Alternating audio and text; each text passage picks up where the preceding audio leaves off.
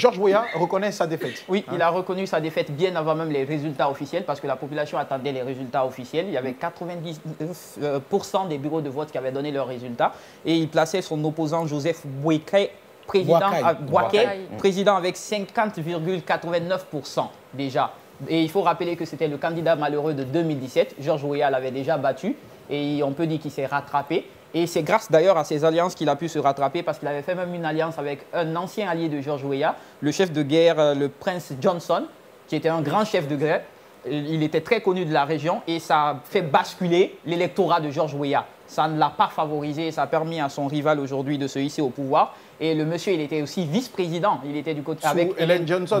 Justement. Il était avec Ellen Johnson et il a fait de sa priorité la lutte contre la drogue, contre l'économie surtout, rehausser le système éducatif et sanitaire, qui sont aujourd'hui de nombreux défis auxquels le Libéria est confronté. Donc ce n'était pas étonnant. Moi, je salue surtout l'esprit démocratique de George Weah, reconnaître même qu'il avait perdu avant même que ça soit officialisé, laisser le pouvoir. Et j'aimerais bien que ça soit un modèle pour beaucoup de pays aujourd'hui, quand on sait ce qu'il y a en termes de pouvoir en Afrique où les gens se cramponnent au pouvoir. D'accord.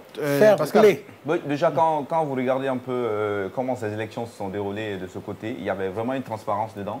Et George Weah, déjà, il était avec justement son opposant qui avait aussi vraiment la forte chance de remporter ces élections. Et moi, la chose qui m'a marqué quand il a pris la parole à la radio, il y a cette phrase d'ailleurs qu'il a annoncée, et ce soir, le CDD, ça c'est le parti c'est son parti. Bon, le CDC, CDD, d'accord. CDC, pardon. CDC, voilà, le CDC. On a quitté le Sénégal depuis un moment. Voilà, le CDC a perdu l'élection, mais le Libéria a gagné. Et c'est le temps de l'élégance dans la victoire. Et cette phrase... C'était la phrase de qui ça? De George Weah, justement. D'accord. Est-ce qu'on a quelqu'un a fouillé un peu sur le parcours de Boakai? Oui, sur son parcours depuis 2006 déjà, il est avec Ellen Johnson. Son parcours, c'est un homme aujourd'hui, un homme politique qui a gravi les échelons, mais il était plus du côté du camp Johnson et c'est seulement après Ellen Johnson qui s'est présenté qu'il a été plus connu du grand public, mais il était connu surtout pour ses actions au sein du parti et auprès de la présidente libérienne. D'accord. Le bilan de George Weah? Un bilan un peu mitigé, on va le dire, parce que... Comment ça, négatif? Non, quelle est la recherche que tu as faite pour dire que c'est négatif? Moi, je dis mitigé. Vas-y d'abord. Mitigé. Alors, quelles sont les grandes actions majeures qu'il a posées pendant ce mandat? Qui a fouillé? Très mitigé, parce que moi, j'ai eu à fouiller... Attends, tu l'arraches la parole, là. Oui, très mitigé, parce qu'il y a d'autres qui le saluaient, parce qu'en fait, il disait qu'il y avait une bonne gouvernance, il y avait... En fait, ça coulait. Et pour l'opposition, la corruption, parce qu'en fait, le pouvoir et l'opposition, c'est jamais, ils ne boivent jamais dans le même verre. Donc pendant que l'autre s'y... Mais quelles sont les grandes actions que George Weah a posées au Libéria? Les routes, les hôpitaux, il y a eu quoi pendant son mandat? Parce que je n'ai pas senti une vraie crispation politique dans ce pays quand même. Il a eu un mandat assez léger, tranquille en gestion. Maintenant, qu'est-ce qu'il a posé vraiment comme jalon au Libéria? Le problème, parce qu'il est encore jeune, il va revenir. C'est possible, mais il a rencontré des problèmes, George Weah. C'est déjà sa vision qui était tronquée.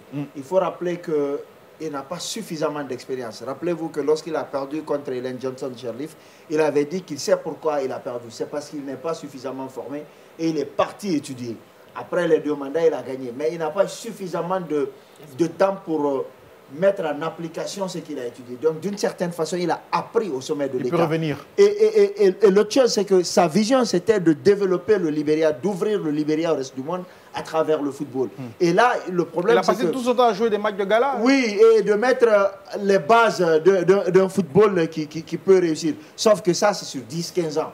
Et il n'a pas réussi dans le domaine, par exemple, de l'emploi jeune. Ça, c'est un fiasco. Les Libériens sont. Dans le domaine de l'unité, ça, il a réussi. Dans le domaine de l'éducation, ça progresse, mais ça n'a pas...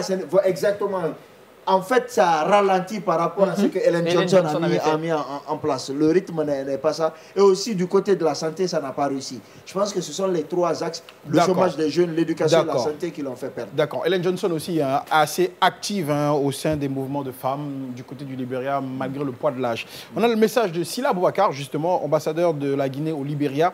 Le président George Weah vient de marquer d'un sceau indélébile son nom dans le livre d'or de l'histoire. La démocratie, pour lui, n'est pas un vain mot, mais un comportement. Ce grand homme est tombé, les armes à la main, que son acte fasse légion dans notre continent. Allez, vive la démocratie. Donc, ce qui est important, c'est que c'est un président sortant Ouais. qui perd même pas avec 51% des voix. ouais. Et il reconnaît sa défaite. C'est Tant lui, mieux. le président Il ne sortant. cherche pas à braquer un bureau de vote pour Non, compléter le président sortant. ses 49%. Comme Trump. Ils sont Même autour pas de 0,0. 51%. Il aurait pu, dans sa posture de chef d'État, parce qu'on dit souvent qu'on n'organise pas pour perdre, Bongo. selon le dicton, Oui.